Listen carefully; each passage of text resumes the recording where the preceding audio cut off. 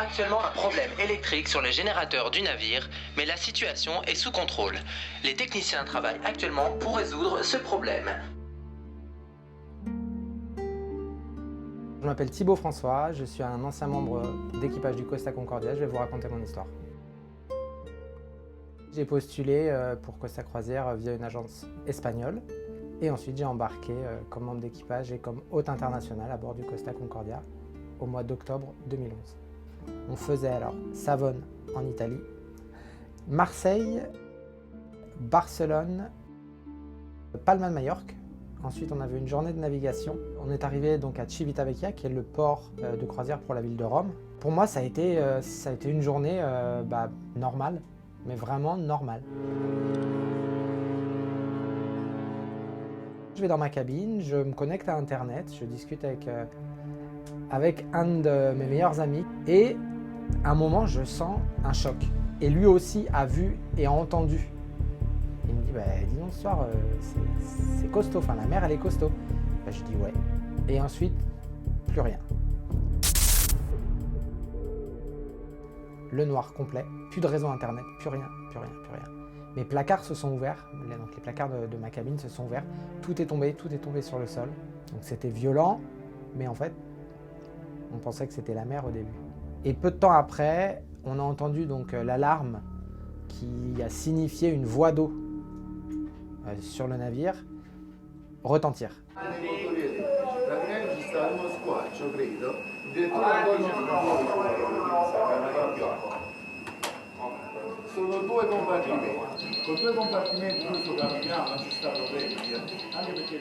Qu'est-ce qui se passe? Qu'est-ce qui se passe? Où je suis? On est dans le noir, on a juste les parties réfléchissantes de sécurité qui s'allument, qu'on voit allumer, mais on ne sait pas où on est, on ne sait pas ce qu'il faut qu'on fasse. Puis les cris de mes collègues qui sortent des cabines en criant.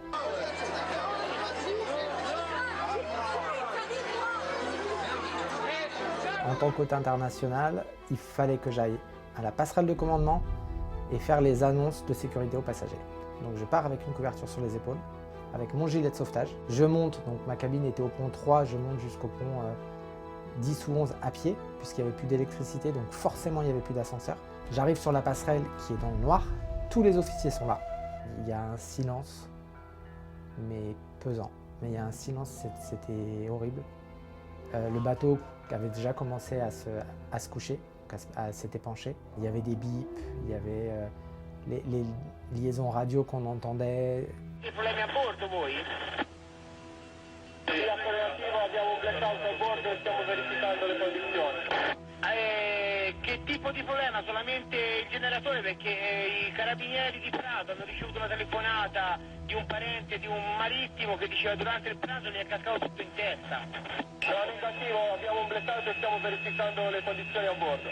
La hiérarchie nous dit, l'annonce qui doit être faite, c'est il y a un problème électrique sur les générateurs du navire, nos techniciens sont en train de résoudre le problème, voilà, on vous tiendra informé. Moi je fais cette annonce. Mesdames et messieurs, votre attention, s'il vous plaît. Je vous parle au nom de notre commandant. Nous avons actuellement un problème électrique sur les générateurs du navire, mais la situation est sous contrôle. Les techniciens travaillent actuellement pour résoudre ce problème. Donc c'est la première annonce qu'on a fait. Et en fait, ce qu'il faut savoir, c'est que ces annonces, on ne peut pas les faire de notre propre chef. C'est un officier, le commandant second, qui nous dit qu'il faut faire telle annonce. Au début, j'ai cru. Jusqu'à un moment où j'ai compris que c'était... Avec mes collègues, on a compris que c'était bien plus grave.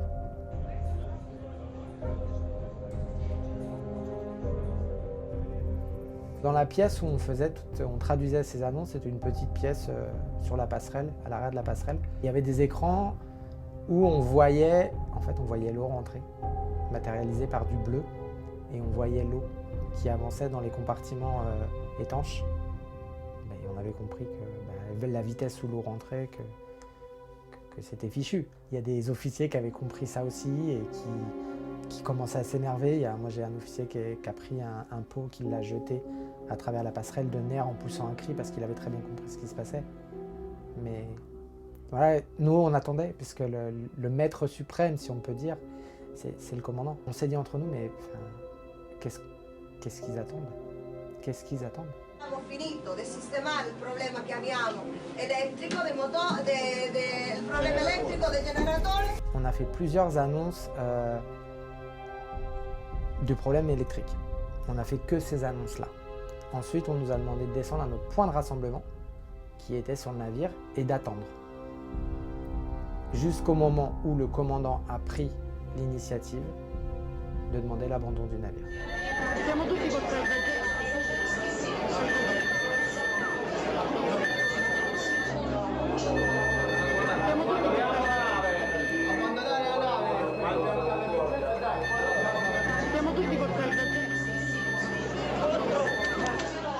J'ai peur.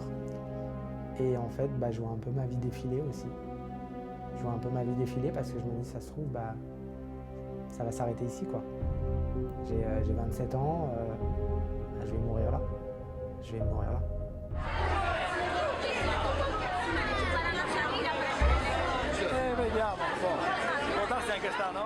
En même temps, on se dit, il ne faut pas trop qu'on se laisse envahir par nos émotions parce qu'on a du travail derrière. Il faut qu'on aide les gens qui sont là, qui eux ne savent pas quoi faire en cas d'urgence. Nous, on le sait, donc il faut qu'on soit là. On voit les chaloupes qui commencent déjà à être descendues, prêtes à embarquer. Mais les premiers passagers arrivent, mais en même temps, tous les membres d'équipage, ils sont dans la même situation que moi. Ils ont peur, ils sont paniqués. Et voilà, on essaye de faire du mieux qu'on peut. Les conditions n'étaient pas forcément faciles non plus. Le navire était penché. Donc pour aller descendre d'une chaloupe sur un navire penché, c'est pas évident. On fait comme on peut.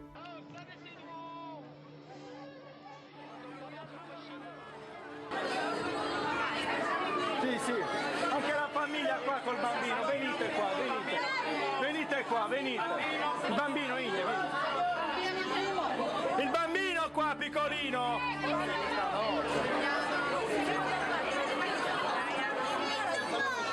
Personnellement, j'ai mis mon cerveau en mode off et j'ai enclenché, comme je dis, mon ordinateur interne et j'ai fait ce que j'avais appris, mais comme un robot en fait. Voilà. Il fallait que j'aille là, il fallait que je fasse ça, il fallait que je dise ça. Avec mes collègues, on se met les uns à côté des autres et comme ça penche, on fait une file indienne, puis on se passe les mains des passagers pour les aider à avancer jusqu'aux chaloupes. Il faut montrer de la fermeté parce que y en a, leur premier réflexe c'est de nous insulter. Moi je me suis fait cracher au visage par un passager parce que, et insulté parce que j'avais menti et moi personnellement. En fait, ils nous ont fait reposer la faute individuellement. Comme je parle français, c'est moi. Et donc après, on a fait ça pendant un long moment, on a fait embarquer. Alors, embarquement pour les lifeboats. Ah, trop tard, c'est plein. C'est les passagers d'abord. Il faut évacuer les passagers. Et c'est ce qu'on a fait, en fait. Alors que nous, on avait envie aussi de partir. On avait envie de sauver notre peau. Mais les passagers, il fallait les évacuer. Le commandant a quitté le bateau en pleine nuit. La percorre in senso inverso, sale sulla nave e mi dice quante persone e che cosa hanno a bordo, chiaro? Comandante, per cortesia. No, per cortesia, lei adesso prende e va a bordo. Sto qua per coordinare i soccorsi. Che sta coordinando lì? Vada a bordo, mi coordini i soccorsi da bordo.